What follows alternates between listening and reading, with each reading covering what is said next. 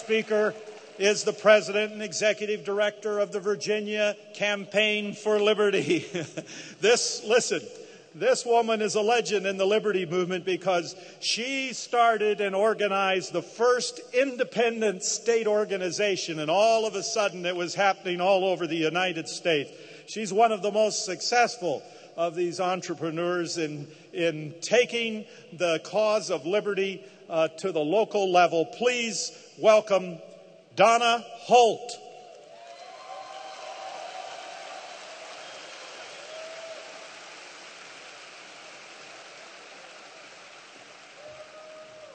Thank you. Wow, it's great to be here among all of you. I can't tell you how exciting this is for me. You know, we often hear Ron Paul referred to as the Thomas Jefferson of our time. You know, but there are many in the GOP establishment who can't stand that comparison. But it makes perfect sense. After all, not only because both men's dedication to liberty, but also because both men launched a revolution.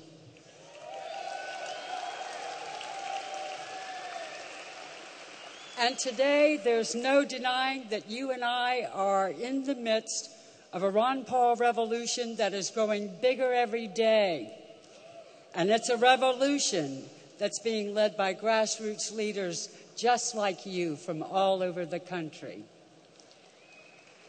And if you've ever read about Thomas Jefferson, one thing you've probably learned is that he was a man of great obsession. One of his obsessions was to write down his most sacred thoughts and passages of books that were of interest to him into what he called his commonplace book. He would write and rewrite and edit again until he was satisfied that he had condensed his thoughts into as few words as possible. But his thoughts were almost always about his number one obsession, independence.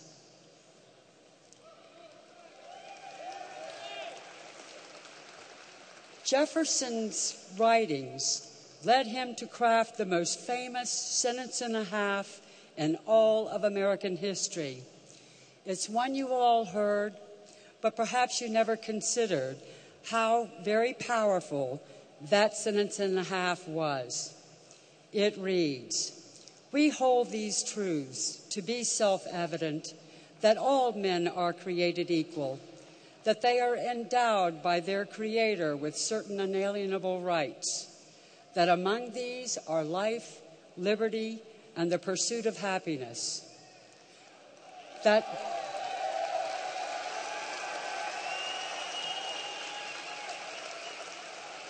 to secure these rights, governments are instituted among men, deriving their just powers from the consent of the governed, that whenever any form of government becomes destructive of these ends, it's the right of the people to alter or to abolish it."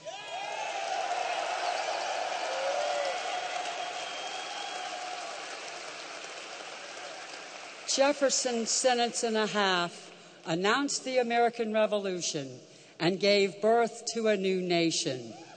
That sentence and a half set the course for the greatest and most prosperous nation in the world. That sentence and a half left its imprint on me and shaped my worldview of what freedom truly meant.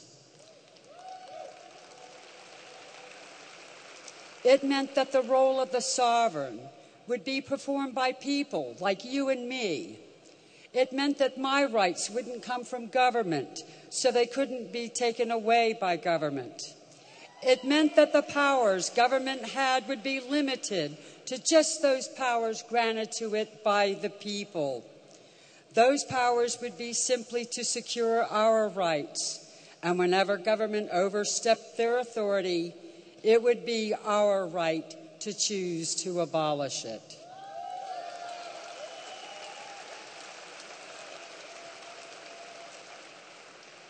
Those are the principles this country was founded on. But over time, America has fundamentally transformed into something that no longer resembles the republic the founders gave us. In 2007, I heard Ron Paul speak for the very first time, and I was reminded of Jefferson's sentence and a half. And from that moment on, I was no longer content to be a mere spectator in the war against our liberty carried out by corrupt party leaders and evil politicians. You see, they don't care much for liberty. Liberty means that they can't hold on to their power. And if you have liberty, it means they can't rob you of your rights and your wealth. And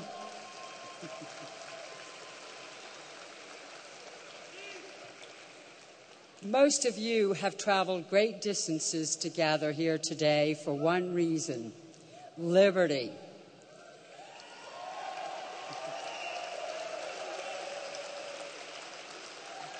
And 4 years ago, several hundred volunteers for Ron Paul's 2008 campaign traveled great distances to meet in St. Paul, Minnesota during the last RNC convention.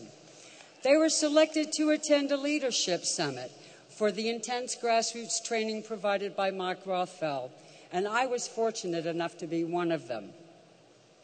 I felt rather intimidated, not knowing what was expected of me, because I had never been involved in politics before that campaign. But much to my surprise, neither had anyone else. But we'd later realized that the training that we were provided was the most effective grassroots training available anywhere. And after the summit, we joined more than 10,000 people for the Rally for the Republic. A new kind of revolution began to take shape that day, and Campaign for Liberty was born.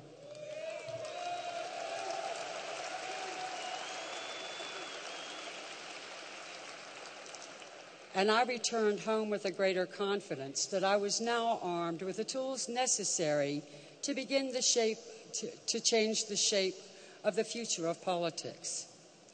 I would become one of the number of new warriors in Campaign for Liberty who would change the course of history once again.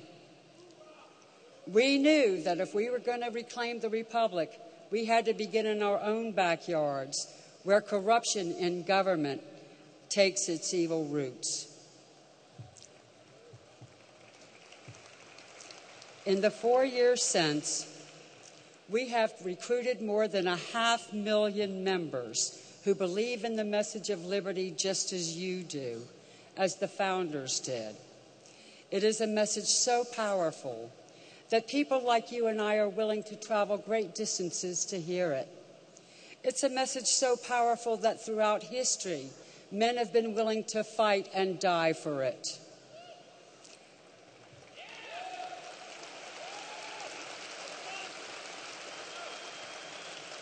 Campaign for Liberty has continued to provide us with the best training available so that our grassroots may continue to hone our skills for maximum effectiveness.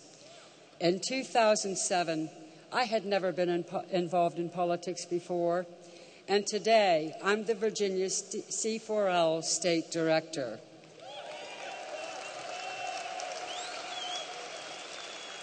I'm fortunate enough to be part of a national network of grassroots activists who are using our political prowess to force state legislatures all over the country to invoke the 10th Amendment against intrusive federal laws like Real ID, Obamacare, and the NDAA. And we are successfully stopping them at our borders.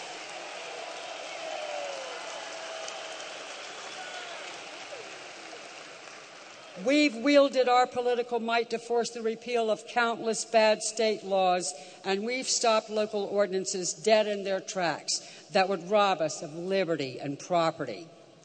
And let's not forget the national campaign to audit the Fed that garnered the support of 3/4 of the House because of all the grassroots pressure by people like you just a few weeks ago.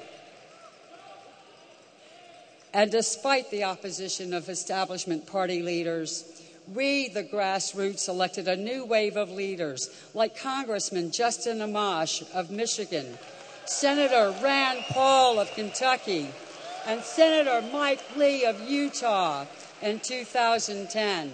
And this is only the beginning, folks, because in 2012, we're going to blow the lid off of Congress with many more liberty leaders.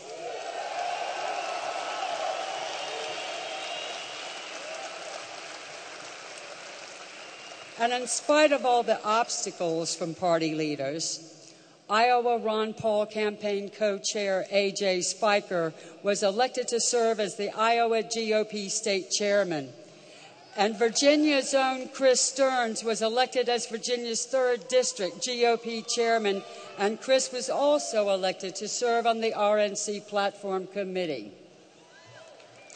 Many others were elected as chairman of their county GOP and to serve on state central committees, which is the governing body of the GOP. Folks, this wasn't by accident.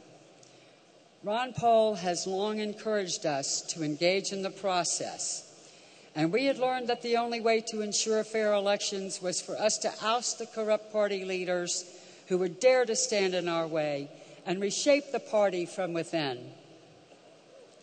Cheating party leaders are fighting much harder than ever. Many of you have witnessed it firsthand. They will stop at nothing to remain in power. But the truth is, they're scared.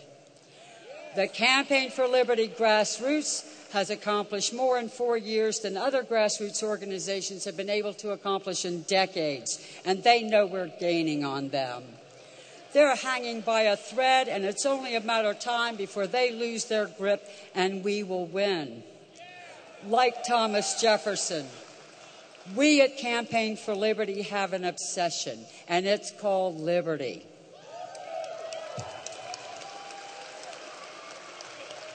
And you mark my words, we will stop at nothing to reclaim the Republic and restore the Constitution. And just like many of you, 5 years ago, I had no political experience. But today, I'm helping to lead Dr. Paul's revolution in Virginia, and I want you to join us at Campaign for Liberty and help restore free markets, individual liberty, sound money, constitutional principles, and a common sense foreign policy, because we are the future. Thank you, and God bless you.